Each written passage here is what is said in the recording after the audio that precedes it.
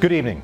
The federal government is giving itself a big pat on the back today for a host of immigration and refugee reforms it says will help make the system more fair, save money, and speed up waiting times for new immigrants. Immigration Minister Jason Kenney held a Parliament Hill press conference today to highlight the changes, and our Kristy Kirkup was there, and she joins me in our studio now. Run through it. There's a whole lot of things that are happening here. Give us the highlights.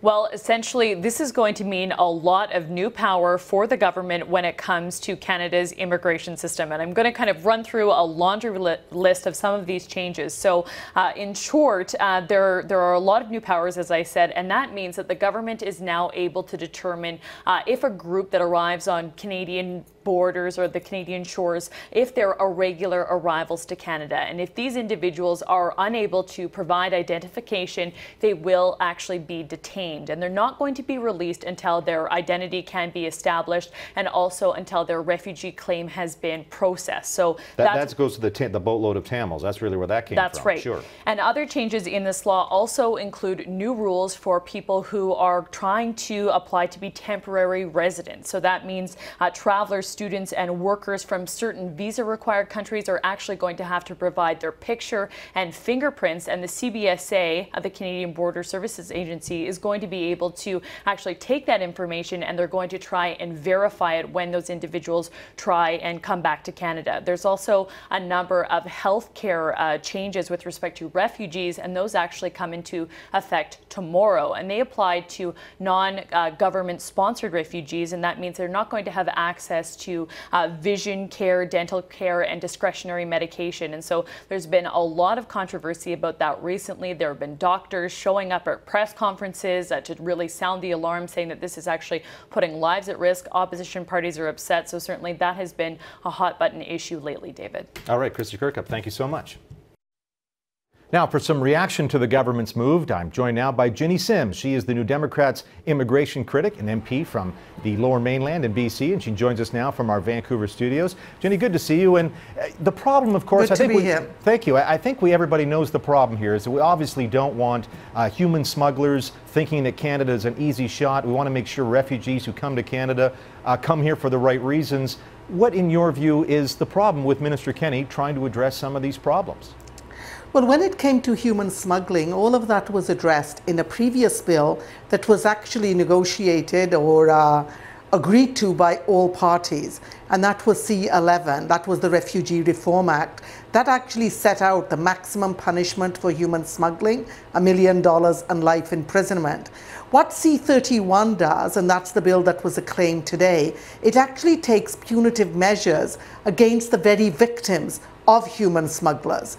And that's what's so distasteful and mean-spirited about it.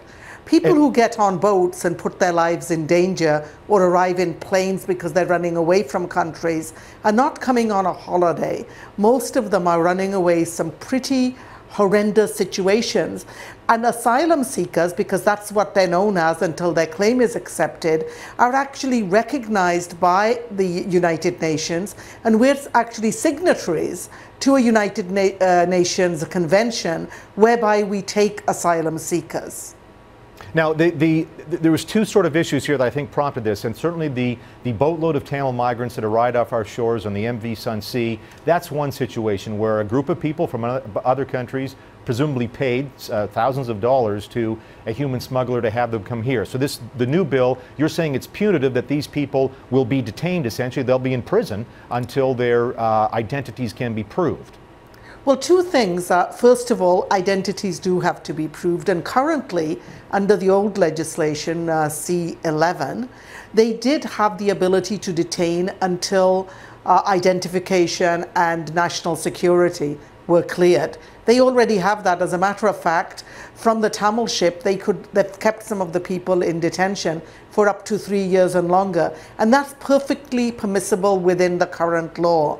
But what this legislation does is it says if you're deemed irregular, the government can detain you for up to a year. We tried to get an amendment whereby once your identity was proven and you were no longer a threat, then you would be released. We did not get that amendment because it's all left in the hands of the minister. And the other worrying thing about this legislation, it seems we have legislation by fiat day after day, there are new announcements.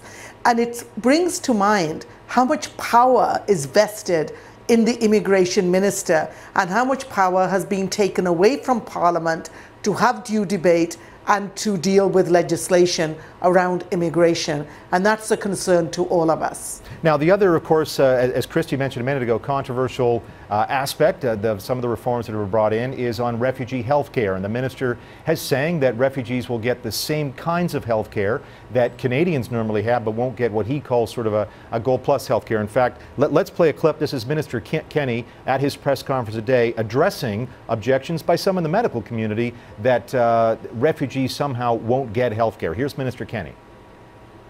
My response would be, we don't provide health insurance either federally or provincially to visitors to Canada.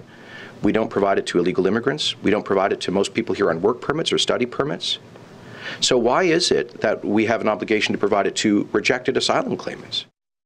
And Minister Kenny also says, he said at the press conference that this measure would actually save provinces $1.6 billion a year in health care costs. This measure to his supporters seems like a pretty reasonable idea, to limit health care for refugees to what most Canadians get as their basic health care plan.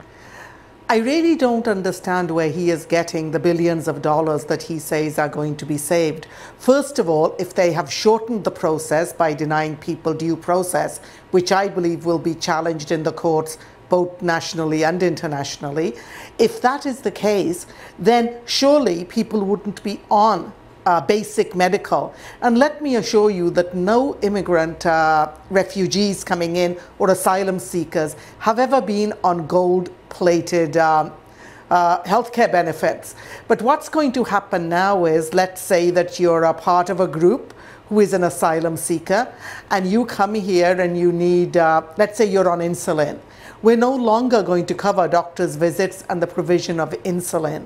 And these are the people who arrive here with absolutely nothing. But however, Minister Kenny says that if they should go into shock, diabetic shock, and end up having a seizure or other complication, then they can go into the emergency room and get lots of medical care that way.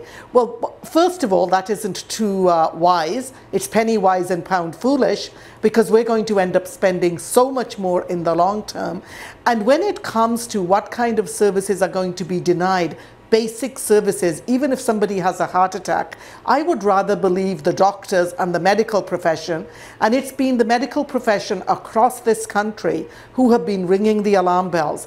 I've met with church groups from many, many denominations who are ringing the alarm bells, who have dealt with refugees and asylum seekers. And we have a process whereby asylum seekers get assessed to determine if they qualify to be a refugee. And we're going to be now denying them healthcare benefits even before they've had those full assessments. And that's not the Canadian way. This is really Canada's built, it's a very compassionate nation, on caring for each other and the most vulnerable. And this idea that there's platinum benefits for refugees is just bizarre to me, because I've examined this closely. Even the ones who get it right now, the ones who are resettlement refugees, all they get is the same as anybody who is on social assistance would get. And yet the minister makes it sound as if somehow they're getting their teeth aligned, they're doing this, they're doing that. Yes. And when you have little children arriving, let's take the case of Sri Lanka. They arrived here, they'd already lived in a war-torn country. Some of them were separated from their families. Under this new legislation, parents have a choice. They can either give their kids over to provincial protection, like to go into child protection, or they can keep them with them in a prison. And let me assure you, in BC, they would be going into the regular correctional centre, because we have no detention centres for newly arrived refugees. Jinny Sims, NDP immigration critic, thank you so much for taking time out today to talk to us about this. Appreciate it. It's been a pleasure.